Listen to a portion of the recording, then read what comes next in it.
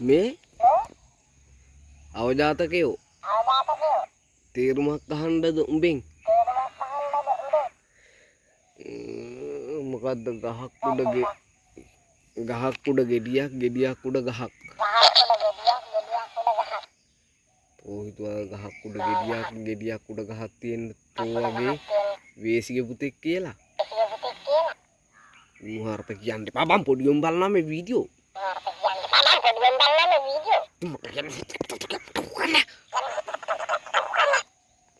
මං කියන එකම කියන්න තොට පිස්සු එපා කිව්වම දෙයක් අහපංකෝ අනේ වඳින්නම් උම්ම දෙන්න